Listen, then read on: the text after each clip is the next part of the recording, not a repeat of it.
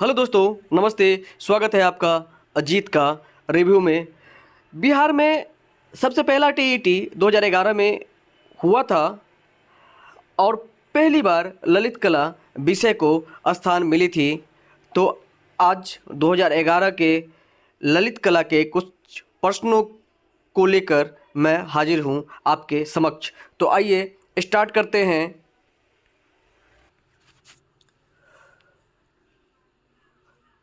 Question number first, Hoshangabad किस नदी के तट पर स्थित है? आंसर होगा नर्मदा नदी के तट पर। अनुकरण ही कला का मूल है, किसने कहा था? सही आंसर होगा अरस्तु। बादामी की खोज का श्रेय किसे प्राप्त है? स्टेला क्रैमरिस। क्वेश्चन नंबर फोर्थ, सिगेरिया गुफा के चित्र किस चित्रकारी से मिलते जुलते हैं? सही आंसर होगा अजंता।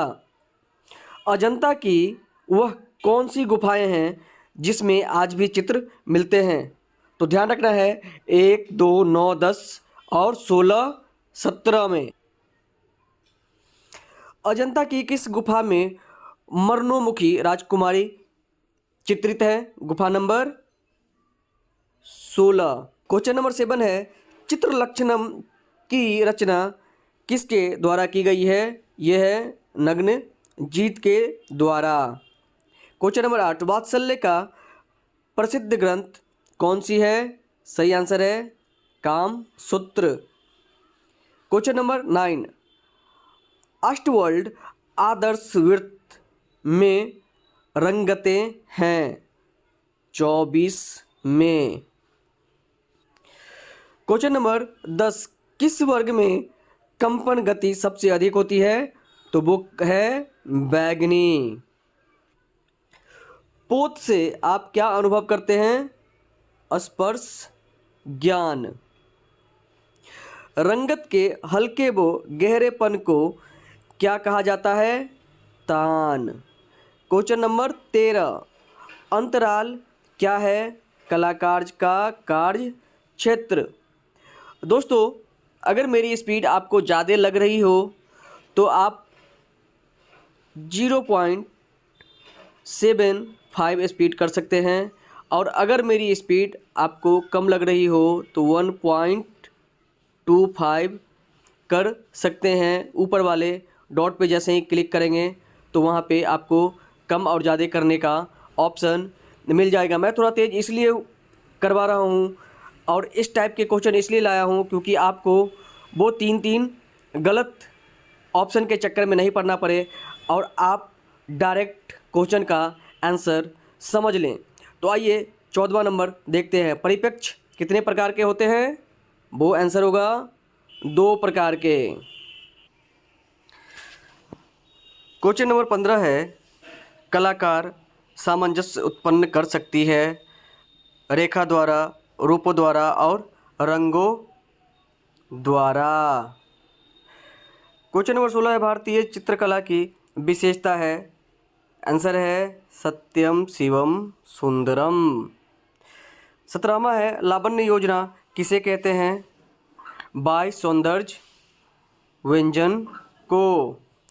18वां नंबर है, सिंधुवासी किस वृक्ष की पूजा करते थे? सही आंसर होगा पीपल वृक्ष।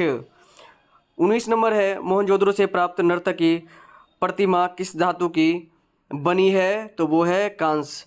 और ये बहुत कॉमन क्वेश्चन है और मुझे लगता है जो लगभग एग्जामिनेशन में ये क्वेश्चन आते ही हैं और आप लोगों को याद भी होगा ये क्वेश्चन। फिर भी ये कह लीजिए एकदम भी आई है, ये क्वेश्चन आना रहता है एग्जामिनेशन में। तो एक बार और सुन लीजिए। 19वां नंबर, मोहनजोदड़ो से प्राप्त नर्तकी प्रतिमा किस धातु की बनी है? तो ध्यान रखना है कांस्य की। क्वेश्चन नंबर 20 है, सिंधु घाटी से प्राप्त मोहरे बनी है? तो सही आंसर होगा मिट्टी की। जो व्यापार हुआ करते थे तो उस टाइम लेन देन में, जैसे अभी रुपया चलते हैं, उस टाइम मिट्टी के ही वो रुपया मोहरे कह लीजिए चलते थे। क्वेश्चन नंबर 21 है, भारतीय प्रागैतिहासिक चित्रकला के लेखक कौन हैं? ध्यान रखना है, जगदीश गुप्त। भीमबेटका गुफा कहाँ स्थित है? तो मध्य प्रदेश। क्वेश्चन नंबर 23 है, मिट्टी के बर्तनों का आविष्कार किस काल में हुआ?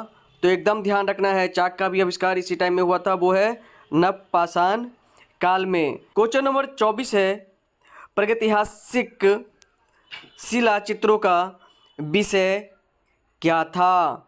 तो देखिए, जैसे ही विषय आएगा तो विषय में सब आ जाएगा, आखेट, पशु पक्षी और युद्ध। लेकिन अगर प्रमुख बोलेगा तो आपको ध्यान रखना है वो सिर्फ आखेट होगा, लेकिन विषय की बात आएगी तो सब हो जाएगा। क्वेश्चन नंबर 25, प्रागैतिहासिक चित्रों की धरातल क्या होती थी? तो समझ सकते हैं उस टाइम में न तो पेपर हुआ करता था न कैनवस, तो सीधा सीधा हम शिला मारेंगे, जो दीवार हुआ करते थे शिला, उस पर वो लोग चित्र बनाया करते थे।